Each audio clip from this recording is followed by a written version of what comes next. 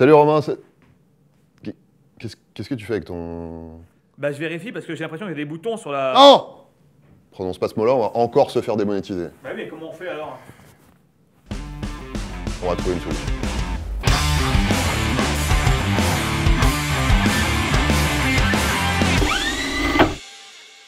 Face à la recrudescence de démonétisation et dans le souci de pouvoir continuer à vous proposer des contenus pédagogiques sur le thème de la textualité, ce vidéogramme fera astucieusement usage de paronymes. Un paronyme, c'est un mot qui ressemble beaucoup à un autre. Par exemple, textualité, c'est un paronyme de « ah bah non, merde, je peux pas le dire ». D'ailleurs, pour surveiller l'efficacité de cette méthode aussi bien sur les termes que sur les images d'illustration, votre lecteur vidéographique a été équipé d'un démonétisomètre, juste là, en bas, à gauche. Bon visionnage, wesh. Comme Romain, vous avez peut-être déjà transpiré un bon coup en découvrant un truc bizarre sur vos organes géniaux. Et comme chez DTC, on n'est pas du genre à vous laisser tomber, je vous propose de faire un petit point sur les maladies textuellement transmissibles. Alors déjà, c'est quoi la différence entre une maladie textuellement transmissible et une infection textuellement transmissible? Eh ben en fait, il n'y en a pas vraiment dans la mesure où ça désigne les mêmes cas de figure, c'est-à-dire des trucs pas cool qu'on attrape à l'occasion d'un rapport textuel. Sauf que quand on dit infection, on parle de contamination, alors que quand on parle de maladie, bah ça y est, c'est fait, c'est installé. On parle un petit peu de l'étape d'après. Et comme l'idée c'est de prévenir pour pas avoir à guérir, on préfère parler d'infections textuellement transmissibles. Et donc oui, c'est des infections parce qu'on parle de sales bêtes qu'on se transmet par voie textuelle quand on pratique le texte. Ça peut être des bactéries, comme dans le cas de la gonorrhée, des chlamydioses, de la syphilis ou du chancre mou, des parasites, comme pour la trichomonase, ou un virus, comme avec le VIH, l'hépatite B, l'herpès ou les condylomes, aussi appelés crête de coq. Qu'est-ce qu'il a, lui, là? C'est des noms de maladies, c'est pas sale. Enfin, on a le droit d'en parler, quand même, non? Voilà, bon. Alors, il y en a d'autres, hein, mais ça, c'est les principales. Et alors, tant que j'y suis, vous avez peut-être déjà entendu parler des Blue Waffles, une infection textuellement transmissible qui fait ressembler vos organes géniaux à une gaufre bleue. D'où le nom. Eh ben, c'est une légende urbaine. Ça n'existe pas.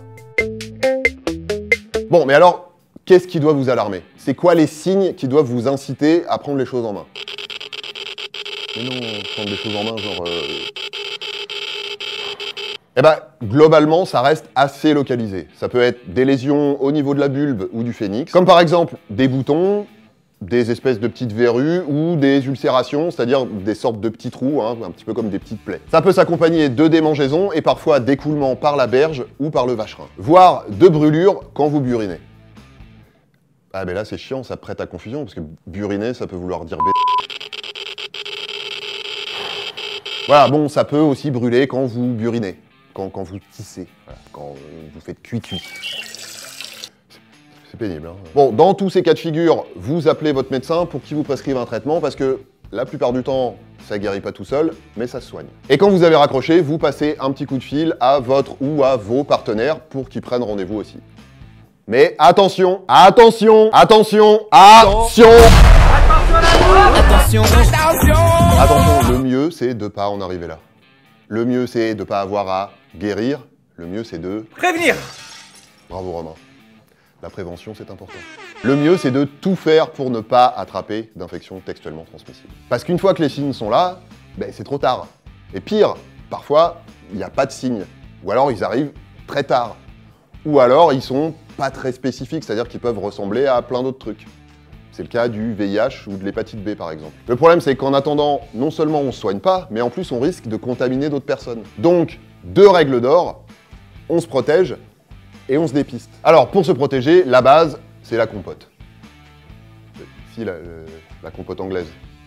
Le préservatif, hein, masculin ou féminin. C'est la protection la plus efficace, on peut même dire que c'est la seule protection efficace. Petite précision quand même, la compote, ça protège du principal mode de contamination, c'est-à-dire le contact entre les muqueuses géniales. Les muqueuses, c'est une petite peau très fine qui tapisse certains organes, comme ceux qui nous intéressent aujourd'hui. Mais dans certains cas, comme les papillomavirus qui causent notamment les condylomes, ou avec l'herpès par exemple, La contamination peut aussi se faire par contact avec la bouche ou les mains. Alors, pour les rapports bucco-géniaux d'abord, il faut savoir que si on a des petites plaies dans la bouche, ça augmente le risque de contamination. Donc, soyez attentifs à ça et ne vous brossez pas les dents moins d'1 heure avant.